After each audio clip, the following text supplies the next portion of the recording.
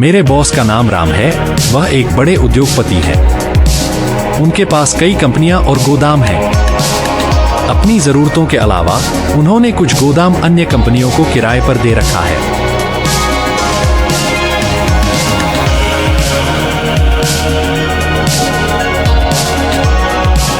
कुंडलपुर नामक गांव में उनका एक गोदाम है, जिसे उन्होंने एक निजी चमड़ा उत्पाद निर्माण कंपनी को किराए पर दिया था।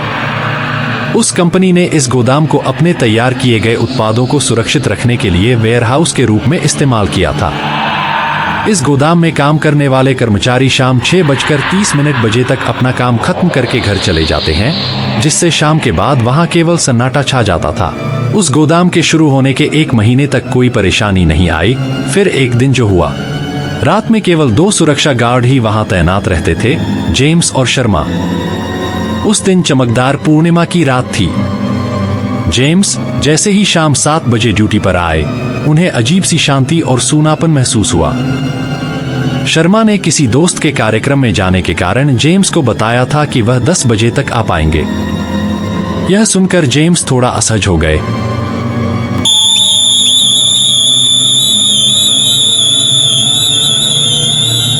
लेकिन उन्होंने अपनी ड्यूटी संभाल ली। गोदाम में अब पूरी तरह से सन्नाटा था। जेम्स ने देखा कि सभी कर्मचारी घर जा चुके थे, तो उन्होंने गोदाम की लाइट्स बंद कर दी।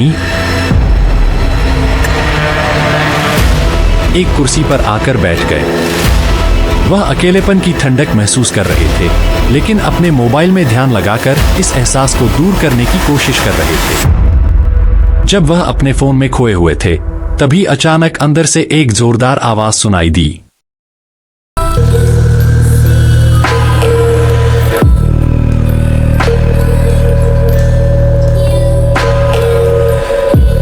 उन्होंने धीरे से सिर घुमाकर देखा, लेकिन सब कुछ शांत था। उनकी धड़कनें अब भी तेज थीं। उन्होंने खुद को यह समझाया कि शायद कुछ गिर गया होगा, लेकिन मन अभी भी बेचैन था। लेकिन कुछ ही सेकंड में दूसरी और भी तेज आवाज आई।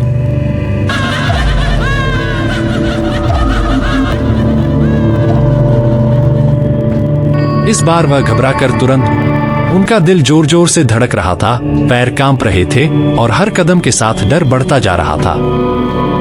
थे और टॉर्च जलाते हुए आवाज की दिशा में कदम बढ़ाए। टॉर्च की रोशनी में कुछ भी दिखाई नहीं दे रहा था, जिससे उनकी घबराहट और बढ़ गई। जेम्स ने फोन निकाला और तुरंत घर पर कॉल कर दिया।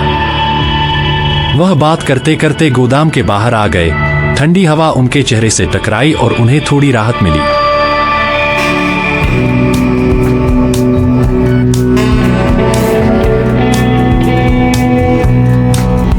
दूसरी तरफ उनकी पत्नी ने कॉल उठाई, लेकिन जेम्स की आवाज में डर साफ झलक रहा था। लेकिन मन अभी भी विचलित था। बात करते हुए समय कैसे बीत गया, पता ही नहीं चला। तभी जेम्स ने देखा कि शर्मा जल्दी ही पहुंच गए थे, जबकि 10 बजने में अभी कुछ ही मिनट बचे थे। शर्मा को देखकर जेम्स के मन में थोड़ी राहत की लहर दौड़ गई। जेम्स ने फोन पर बात खत्म की और शर्मा के पास गए। दोनों ने एक दूसरे को हल्की मुस्कान के साथ हाय कहा, लेकिन जेम्स के चेहरे पर अब भी हल्की चिंता झलक रही थी। अंदर जाते ही शर्मा ने हंसते हुए पूछा, खाना खा लिया? जेम्स ने राहत की सांस लेते हुए मुस्कुराते हुए कहा, नहीं, मैंने अभी तक नहीं खाया, तुम्हारा इंतजार कर रहा था।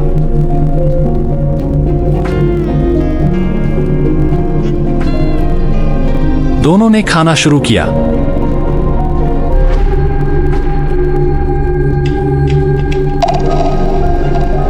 खाना खाते समय ही जेम्स सोच रहा था कि जो हुआ उसे अभी शर्मा से कहूं या खाना खत्म होने के बाद। दोनों ने खाना खत्म किया और 2 कुर्सियों पर बैठ गए। जेम्स ने शर्मा से बात शुरू की और एक एक करके सब कुछ बताया। ये सुनने के बाद शर्मा बोला, चलो अंदर चलते हैं और देख लेते हैं जहां से आवाज आई थी। टॉर्च जलाते हुए शर्मा और जेम्स दोनों आवाज की दिशा में देखने लगे, लेकिन खोजते हुए उन्हें वहां कुछ भी नहीं मिला। शर्मा ने कहा, जेम्स, कुछ नहीं है। शायद कोई कार्टन बॉक्स नीचे गिर गया होगा। तुम उससे डर गए होगे।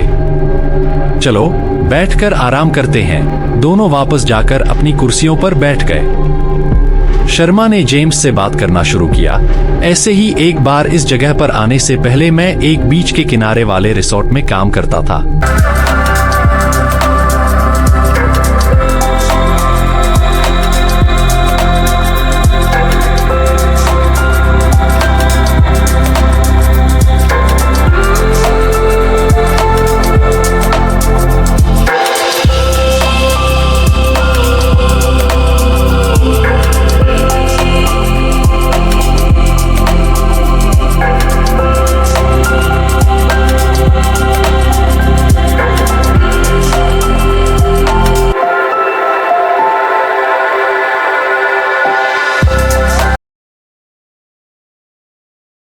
रात की शिफ्ट करता था और रिसेप्शनिस्ट के साथ रात 2 बजे तक ड्यूटी पर रहता था।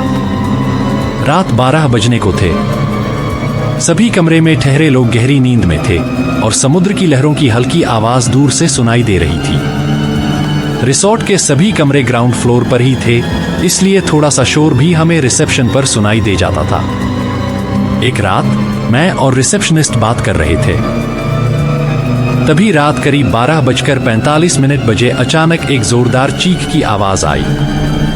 हम दोनों तुरंत उठे और तब तक एक आदमी अपने कमरे से भागता हुआ हमारी तरफ आया। हम उसे रोकते हुए पूछने लगे, क्या हुआ?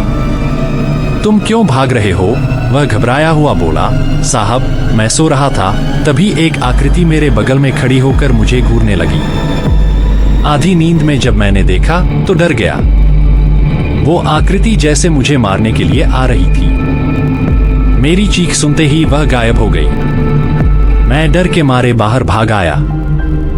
हमने उसे बैठाया, समझाया कि डरने की जरूरत नहीं है, हो सकता है तुमने कोई बुरा सपना देखा हो। धीरे धीरे उसे शांत किया और उसकी हिम्मत बढ़ाई। सुबह होने पर उसे ठीक से कमरे का सामान समेटकर घर भेज दिया। ये सिर्फ एक दिन की घटना नहीं थी, बल्कि ऐसी घटनाएं हर रोज होती थी। मैं सोचता रहा, ऐसा क्यों हो रहा है? फिर मैंने आसपास पूछताछ शुरू की और पता चला कि जिस जगह पर रिसोर्ट बना था, वहां कई साल पहले एक श्मशान हुआ करता था। रिसोर्ट के मालिक ने सरकारी नियमों को नजरअंदाज करके वो जमीन खरीद ली थी। श्मशान को पूरी तरह से हटाकर उस पर रिसोर्ट बना दिया गया था। जब यह बात मालिक को पता चली तो उसने सोचा कि अगर ऐसा चलता रहा तो कोई भी रिसोर्ट में नहीं आएगा। इसलिए उसने बड़े तांत्रिकों को बुलवाकर कई पूजा पाठ करवाए। वहां कुछ तांबे की पट्टियां गाड़ दी गईं और उसके बाद से वहां कोई परेशानी नहीं हुई।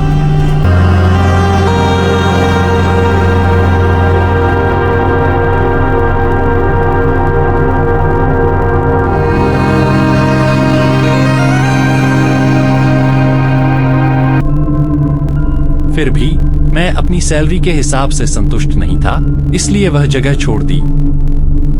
शर्मा और जेम्स अपनी कहानियां खत्म करके कुर्सियों पर सो गए थे। रात के 12:30 बज रहे थे। अचानक ऐसा जोर का आवाज हुआ मानो 20 फीट की ऊंचाई से एक बड़ा शीशे का पंडाल गिरा हो। उस आवाज से दोनों की नींद टूट गई और जेम्स तुरंत उठकर लाइट ऑन करने के लिए दौड़े। दोनों ने टॉर्च लेकर चारों ओर ढूंढना शुरू किया।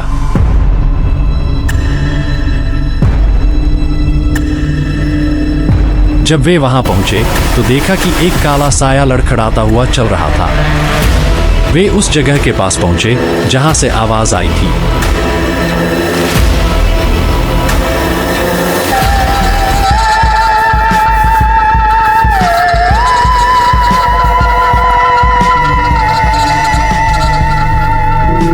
उस काले साए ने उन्हें देखा और धीमे धीमे लड़खड़ाता हुआ ऊपर उड़ते हुए एक डिब्बे के ऊपर चला गया।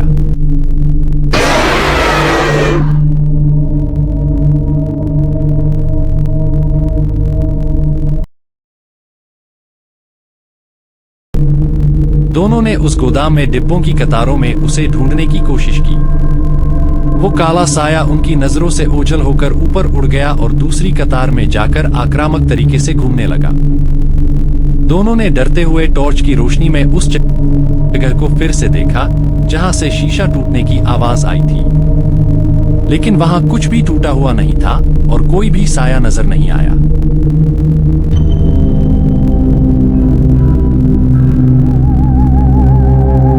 दोनों वापस जाने लगे। तभी शर्मा ने अचानक पलटकर देखा कि दूर से एक साया ऊंचाई से नीचे कूदा। शर्मा ने साहस दिखाते हुए उसे देखा।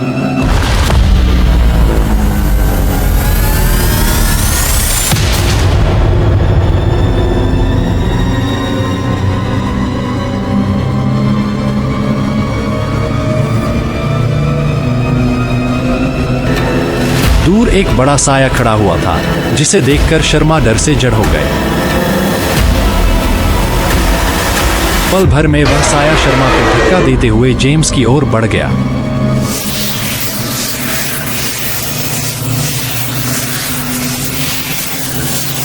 जेम्स डर के मारे वहीं खड़े थे।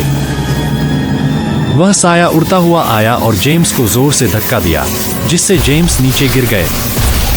जमीन पर गिरे हुए जेम्स को वह साया घसीटने लगा और उन्हें ऊपर नीचे पटकने लगा।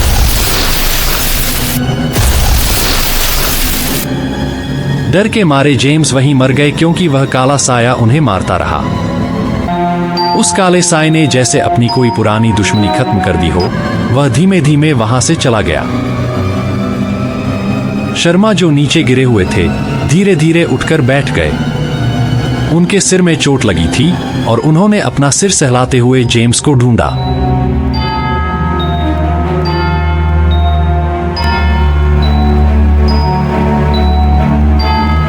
दूर जेम्स की लाश पड़ी हुई थी। उन्होंने टॉर्च की रोशनी जेम्स के पास डाली, लेकिन कोई हरकत नहीं थी।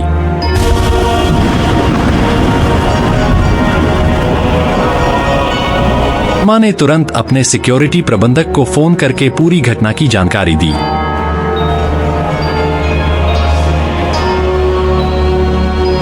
डरे हुए सिक्योरिटी प्रबंधक वहां दौड़े दौड़े आए। उन्होंने जेम्स को ढूंढा और यह सुनिश्चित किया कि जेम्स की मौत हो चुकी थी। फिर गोदाम के उच्च अधिकारियों को भी सूचना दी गई, जो जल्दी ही वहां पहुंचे।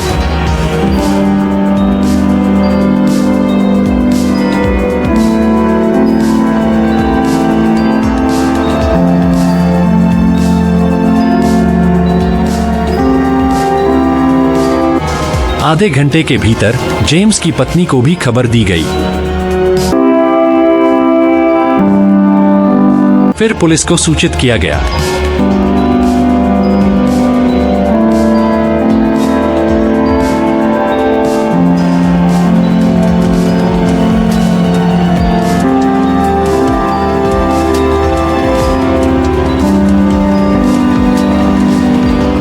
जेम्स के शव को एम्बुलेंस में रखकर अस्पताल भेज दिया गया।